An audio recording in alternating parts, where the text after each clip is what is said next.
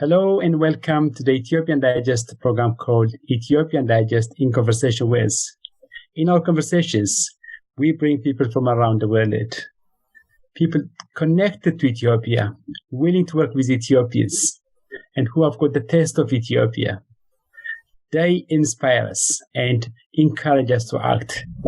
Your host is ባላቸው. Today, I've got a guest, Eleanor Combley. I'm going to ask her a number of questions and hear from her and get inspired. Eleanor, it's your time. Who is Eleanor? Currently, I am a Green Party councillor in Bristol, in the southwest of England, and I'm the leader of the Green Party group on Bristol City Council. But before that, I was a software engineer. Before that, I was a physics teacher and teacher trainer. And I'm also a wife, mother of 2 teenage children. And I like music and dancing and eating good food. Great. So just taking you to your university days, you studied physics, as I understand, at Oxford University. And your family, especially your father, was also somebody who studied physics, and he was the head of physics department, probably at Sheffield University. Why physics? Was there any coincidence? I'm sure it was not a coincidence. My father always shared his interest and his enthusiasm with me. I remember when I was a small child, he would give me graphs to plot because it was something that he enjoyed. It was something he thought I would enjoy too. He introduced me to the ideas of particle physics when I was at primary school. And he always, I think, one of the best things that I got from my father was his way of teaching me that if I came to him with a question, he wouldn't just answer the question and send me on my way. He would ask me 6 more questions so that I could find my way to the answer myself. So those kind of habits of thinking and of working things out, I think was what really drew me to physics. But I have to mention my mother as well. My mother was not a physicist, but when I was in my teens, I guess about 16 years old, and I was choosing what subjects to study at A-level, my mother took me aside and she said, you know you worry about studying science and maths and engineering because you think you will have to work for bad companies doing bad things. But this knowledge is important. It's powerful. And if only the bad people have that knowledge, then only bad things will be done with it. But you can take that knowledge and you can use it to try and do something good. So although she didn't teach me my physics, she was a real inspiration to me in deciding to study it. So that kind of really made you interested to do a bit of teaching, as I understand it. And you went to University of Liverpool, studied a bit and started to teach. Why teach? Why should you teach? I don't know, really. It was, I came to the end of my degree, and at that point in my life, I'd spent so many years going from one exam to the next exam and just staying in that little tunnel. Always the next thing in front of you was there to do. And when I finished at university, I really didn't know what direction to go in. But I thought to myself, what could I actually imagine myself doing? And I could imagine myself teaching. And so I went in and did my training in Liverpool and then returned to Oxfordshire to teach. And really enjoyed it so much. There is something about the company of young people. They are so challenging and interesting and fun to be around. And I really, really enjoyed working as a teacher. Excellent. I love teaching, but I haven't actually done it. And, I would have loved if I was a teacher. So because there's a lot to, not only to teach, but also to learn at the same time. But, you'll be on top of almost everything because it just keeps you reading. You started to teach in the United Kingdom, and then you want to do a bit of work abroad. And so you had to go somewhere, and VSO arrived. So you are among the first, after the introduction, of course, to be elected to go to Ethiopia. Did you elect it, or were you assigned? And then why Ethiopia? So I was given a selection of options. But before I actually chose my placement, I came up with a list of all the things that I wanted. And Ethiopia just matched my list perfectly. So I wanted to go somewhere that would be safe and comfortable to travel as a young woman on my own. In some countries, the culture is quite hassly.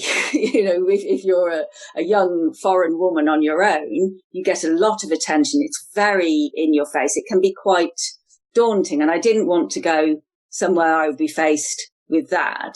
In Ethiopia, the culture is very hospitable. People will be interested in you. People will have questions. People will want to practice their little bit of English on you. But it's not the same kind of harassment as you would receive in some places. So I was really happy that I chose Ethiopia. But there are all kinds of other things that I didn't even know before I went there that made it a perfect match to me. I mentioned earlier that I love to dance, I love music, and having this whole different culture of music that I didn't know anything about before to discover and uncover was just the greatest fun. And I had some of the best nights of my life out dancing in Gondar with some of my Ethiopian friends. I think, Ethiopians really know how to party. And for me, as a woman in my 20s, that was just perfect. So I was very glad I chose it. That experience of being one of the first VSOs back in the country when the organisation started to work there again was, in many ways, I was really spoiled because there were as many members of staff in the VSO Ethiopia programme as they had volunteers to look after. So I had the country director himself came with me to give me a lift to my placement and settle me in. So there was a lot of really special attention given to us. But there was also a lot of pressure that if any one of those placements had failed, that would have been a huge proportion of the programme spoiled, and it would be a real impact on the reputation of VSO in Ethiopia. I'm happy to say none of us did leave early. All of us had a great time. Quite a few of those early volunteers extended and stayed for another year or two. And Ethiopia, the VSO Ethiopia programme has grown and grown. So we must have not done any harm to the reputation, at least. So you love dance, and then you kind of went to Gondar, where Eskista is one of the things actually available and which you love in abundance. But what was your reflection of the early days in Ethiopia? Before I went to Ethiopia, I knew very little about the country. Really, in the UK at that time, growing up in the 70s and 80s, we'd heard about war, we'd heard about famine. We really had no idea what the country of Ethiopia was about. But once I made the decision to go there and I started talking to people, I heard all kinds of other stories. So I met, at the school I was working at in the UK, one of the art teachers there, when I mentioned I was going to Ethiopia, he said, I met Haile Selassie when I was a boy. And he told this kind of treasured story. His father had worked as a conductor on the railways, and sometimes he took his son along to work. And one day they checked the ticket of Haile Selassie. I guess he was traveling back to his home in Bath. And this was a story that had stayed with him. He was an old man by then, and this story had stayed with him his whole life, that he'd met the king of Ethiopia and that he'd seen him in person and talked about, what a kind of regal presence he was. So as soon as I knew I was going to Ethiopia, I started to encounter all kinds of other pieces of the puzzle and to learn that the little bit of information I'd been given so far was far from complete. But when I arrived in Ethiopia, it was the thing that struck me most is just how beautiful it is. That when we arrived for our training in Addis, I would just, every once in a while, I'd lift my eyes up above to look at the mountains on the horizon. And it's just the most stunning place. And really, everywhere you travel, there are different things to see. And that sort of sense of wonder that how lucky I was to be living somewhere so very beautiful, that stayed with me the whole time I was there. And it's still, I get that thrill every time I go back. Excellent. Yes, although I'm from Ethiopia, I know how beautiful it is, and I know how welcoming Ethiopians are. And I sometimes actually get angry when I read a piece written about Ethiopia. It's all negatives at times, and it all reflects to the famine that happened at some point in our lives, and as if it affected almost everybody. And good that you had that experience, and it's good that you loved it. But, you really enjoyed your time in Ethiopia, as I understand. And it's not only about enjoying it, but you also actually met the love of your life. How was it? Yes. I was lucky enough to meet Fisahar just a few months before I came back to England. And it really was lucky. I was in Addis for a country conference of all the VSOs, and I was supposed to fly back to Gonda that day. But the flight was cancelled, and so I had to stay one more day in Addis. And it was that night that Fisahar and I met. So had I caught my plane as planned, none of this could have happened. So I really do feel it was lucky. And then I was coming back to the UK just a few months later. So we really had to make a decision quickly.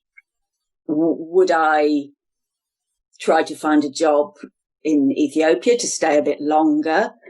Would we just go our separate ways? Would we try to find some way of living together in the UK? There was very little time to think about it. And it seems crazy now. It was such a risk.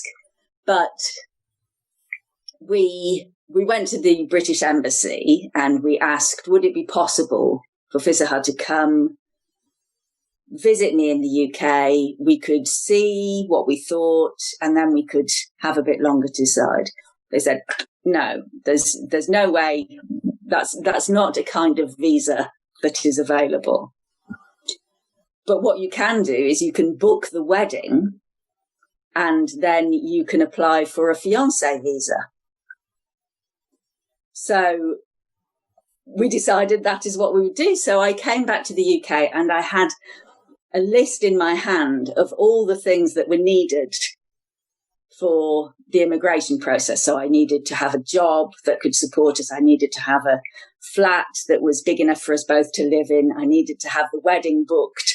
I had this list, and I came back and I did all those things. And about 9 months later, flew back, and we had our engagement party in Addis at Fiza's sister's house.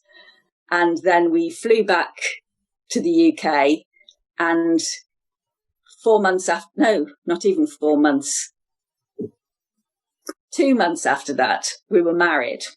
So, 20 years later, we're still going strong. So it was obviously the right decision.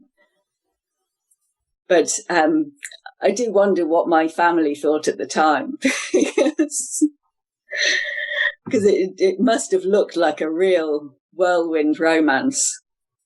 But I think when something's right, you know it's right, don't you? Yes, you would know. And you have got that feeling. This is exactly. It's for real. And imagine that evening, the evening you met in Addis. There was always a reason why, you had to actually, you didn't have to fly that day. And everything else is history. And now you are married. You've been married for about more than 20 years, I think. Yes, that's right. You've got 2 kids. What a blessing. Yes. So when you kind of told your parents, as to what was happening, how was the feeling? I think they were very surprised because we met not that long before I came back to England. And so I hadn't even written to them to tell them that I'd met him. I just came home and announced it. I told my mother first, and then my mother told my father, and then my father came to me and said, "So, I hear you are in danger of getting married." Which was a strange way to put it. But as soon as Fiza arrived and everyone had the chance to meet him, then I think they all understood what I saw in him and what I meant by it. I think before any of them had had a chance to meet him, it was quite difficult for them to understand what was happening. But as soon as he arrived and they met him and they saw what a lovely person he is, so open and warm and generous, soon everybody realized that it was a good decision. And after that, I had complete support from my family. In fact, I remember on the wedding day, my mother, I overheard her saying to Fiza, "You don't have family here. I know that your mother is far away, but from now I am your mother." So my family really took him to their hearts once they got to know him. Excellent to hear that, and an amazing journey. Honestly, I kind of like it. During your stay in Ethiopia, many people don't speak Amharic. Don't speak English, especially where you were. So how were you communicating with them? And did you learn Amharic? Immediately? What happened? Strangely, I learnt to read a little bit of Amharic before I went to Ethiopia. But I didn't really learn much to speak. We had a short training course when I first arrived, but I didn't really become fluent, I have to admit. I learned enough to get by. Salamta, Gebia, Aktat Chawach, bicha. So I learned the functional things that you need to get around, but not really enough to have a good conversation. When I was living there, I could understand, I could hear just enough to misunderstand things all the time. So I could understand half of a conversation, just enough that I would have completely the wrong idea. So I'd get the wrong end of the stick. But I didn't really learn. Now I think I understand much better. But my spoken Amharic is still very embarrassing. It's still not good enough. But I assume your Amharic is much better now than probably the early days. But I know that you speak about 4 languages, including Amharic.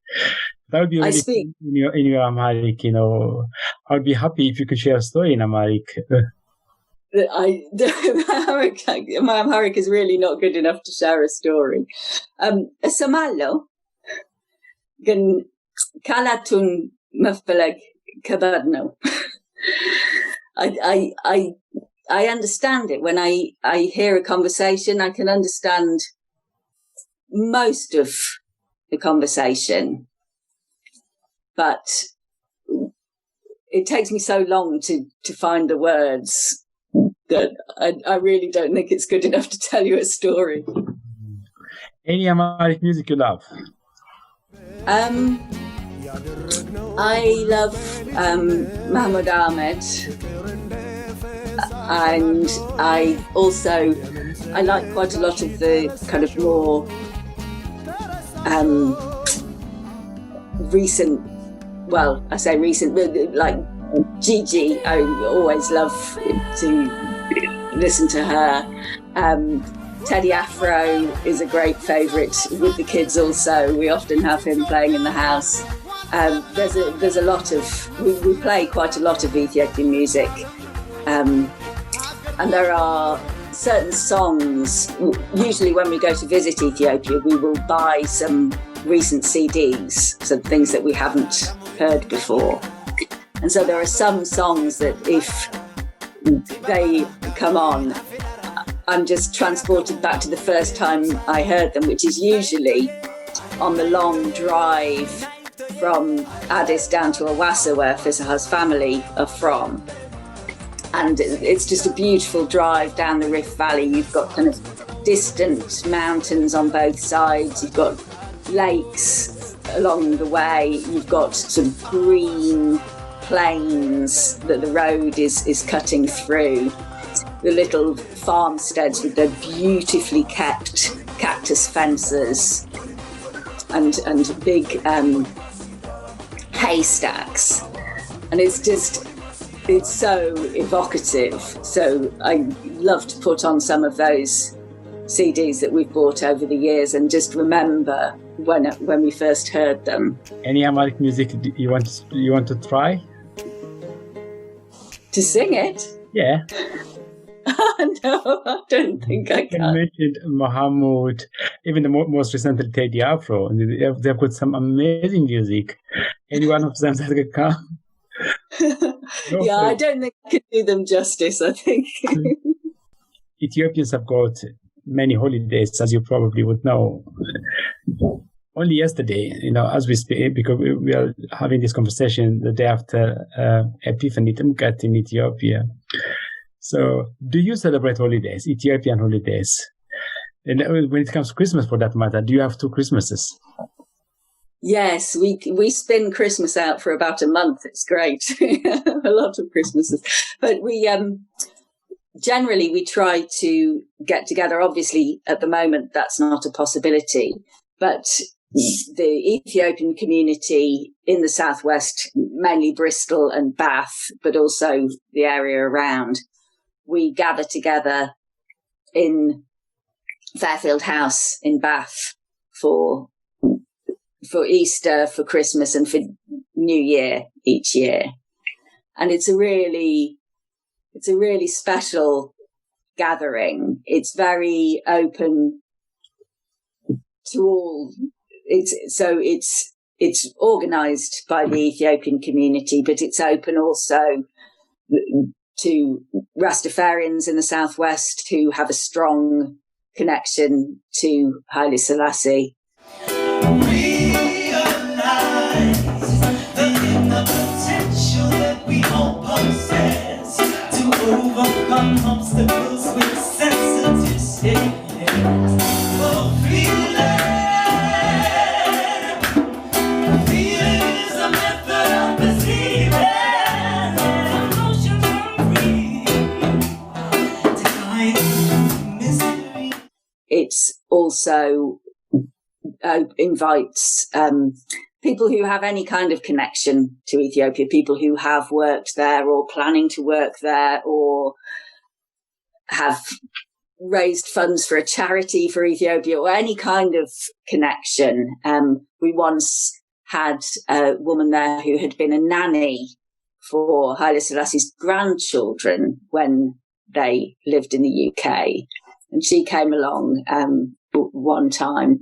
We also invite families who have adopted children from Ethiopia. So there are a number of British families who've adopted Ethiopian children.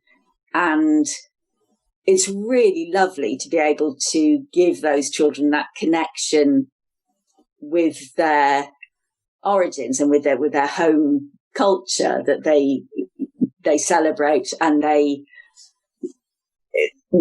we've been doing that 3 times a year for many years. And so our children and the other Ethiopian children have kind of grown up with each other. They're like cousins. They see each other regularly. They keep in touch in between, and they have this sort of lovely feeling of being part of an extended family, which I think is something you miss in the UK.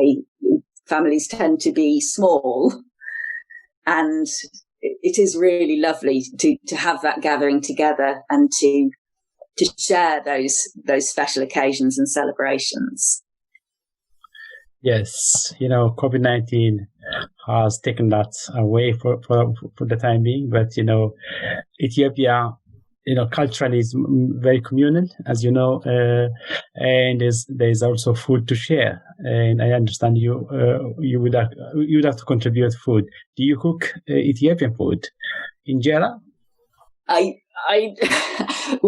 We are experimenting. When I lived in Ethiopia, I tried to make injera with my neighbour who lived across the road, who was a wonderful friend. And when I first moved in, she came over, and without really speaking much English and without me really speaking much Amharic, she managed to ask me if there was anything that she could do to help me. And I managed to mime that I needed some scissors because I didn't have any. And from then on, we were friends. And she tried to help me learn to make injera, but I was so bad at pouring it. I made it like this thick. It was just ridiculous. So we haven't really tried since. But just recently we've started experimenting again. We found a shop where we can buy teff, and we tried to make injera a couple of times, and we're going to keep on trying. I've made other things. I made ambasha, the big bread for special occasions sometimes, and I can make misawat all right. It's not as good as fisahas, but it's respectable. And I like to use Ethiopian flavors in kind of Western style food. So I make potato wedges in the oven with Burberry as a seasoning, which just adds that little bit of Ethiopian spice to the Western flavor. Injera is very addictive, and I can't actually live without injera. And I must have it at least once in a day. I know you have got a very busy schedule, a busy life. You are engaged in software development, but at the same time you are counselor and head of the Green Party locally. So how do you get the work-life balance right? Well, I haven't done all these things at once. I was a software engineer for about 10 years, I suppose. And then I moved into the local politics. So there was a little overlap, but I've been doing the politics full time for the last few years. So I haven't been doing everything at once. But I think, if I'm honest, I don't always get the work-life balance right. I think, there have been years when I just worked and looked after the children and didn't really socialize except for play dates, taking the children around to another mother's house, and then I would talk to the other mother, but there wasn't really much life outside. And there have been times when the political campaigning has just been crazy, and when there is an election, it just doesn't stop for a week or two, maybe a month. Luckily, I'm really lucky that Fisahar is very supportive, and he really helps me to do what I need to do, and keeps the house together while I'm running around. And also, my mum has been able to come down. She's come down and helped out and made sure that everyone gets 3 meals a day and things continue to run in the house. Because, I think, if I'm honest, I don't always get that balance right. And sometimes there is too much work and there is not enough life. So it's something I'm learning and trying to get better at. As I understand it, you have got mini Ethiopia at home because, your family is of Ethiopian origin and England origin. So it's a combination. But at the same time, we are further away from Ethiopia. I understand you would actually go to Ethiopia every now and then. But when there is an issue about Ethiopia, you'll always be willing to step in. And I understand there was some work around your local area, to support Ethiopia's work around COVID-19. What did you do? Any stories to share? Yeah, I think you're right. That distance, it's been such a worrying time, especially in the early days of COVID, when we didn't know how things were going to develop in Ethiopia. And I think it's especially hard for Fisahar because it's so far away. You can't always get the information. You can't always find out exactly what's happening. You can't see it for yourself and reassure yourself. So we really threw ourselves into fundraising to help hospitals in Ethiopia get some of the equipment that they needed. The Ethiopian Embassy in London has reached out to all Ethiopian diaspora And to all friends of Ethiopia in the UK. For donation of money or material to support this effort. It was really good to feel like we were able to do something positive. We weren't just sitting watching helplessly from far away, but we were actually doing something to support. And in the end, working with Ethiopian doctors in the UK and in America, we were able to send 50 oxygen concentrator units to Ethiopian hospitals. And Fisahar did a huge amount, organising, speaking to people, or talking to the company in China that was supplying them, talking to the Ministry of Health in Addis, talking to embassies everywhere, and made that happen.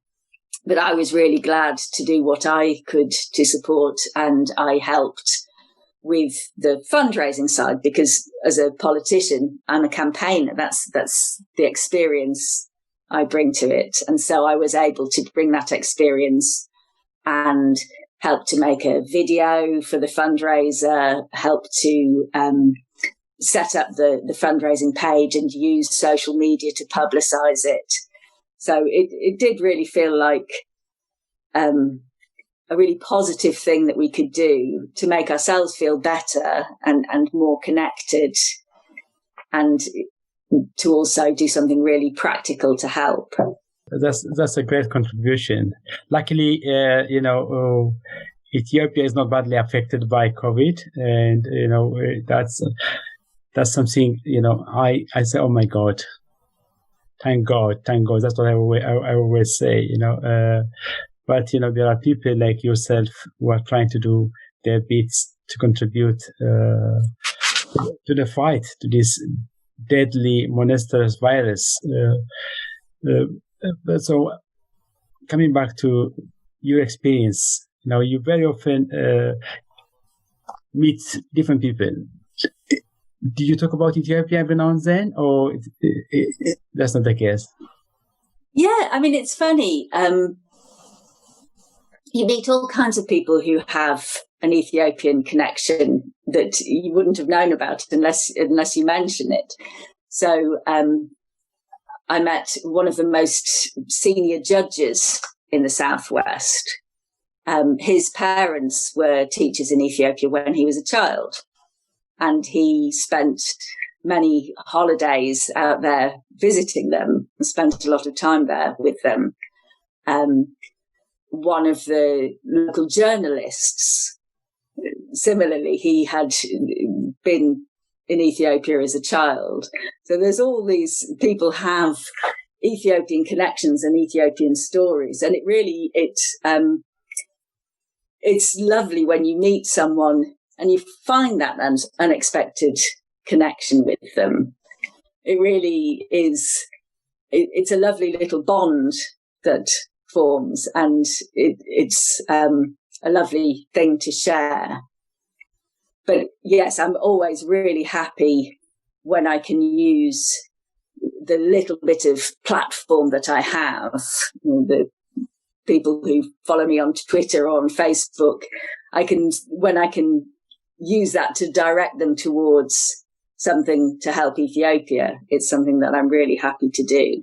We are about to conclude our conversation. I'm really keen for you to have a message, for those people who might be contemplating to see and go and see Ethiopia. For those who are probably, let's say, misinformed about Ethiopia, because, there are lots of misinformation about Ethiopia. The Ethiopia we know is totally different.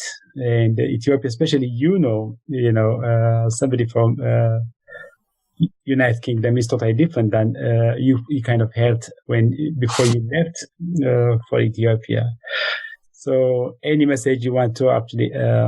Yeah, and I think for anyone who's thinking about visiting Ethiopia, I think whatever your interest is or whatever it is that you like, you will find a good reason to go to Ethiopia. Whether you want to see amazing historical places and learn about a story that intertwines with the European history that you know, but also runs separate and has new things to tell you. Whether it's the food, I remember when I first arrived in Ethiopia,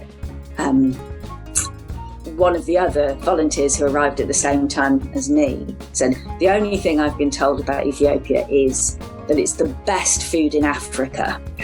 So I'm looking forward to that. So there's that. There's amazing species of bird, amazing wildlife that you won't see anywhere else in the world. There is, as we were talking about earlier, beautiful landscapes. There's the music and the dancing and the just non-stop fun. There's 1,000,001 reasons to go, and I think whatever your passion is, you will find it's shared somewhere in Ethiopia. And I think it's a really interesting place to go as a foreigner. I think that Ethiopians are not kind of sitting around waiting for someone to come from outside and tell them how to do things. In fact, they're more likely to tell you that the way you're doing things could be better if you did it more the Ethiopian way. There's a real spirit in the country of that self-respect, that self-confidence, that reliance that it's just makes Ethiopians really great people to work with. And I think there's also a real hospitality in the national character and integrity and honesty. I remember when I came back from Ethiopia, almost the first thing that happened to me when I got back to the UK is my purse got stolen.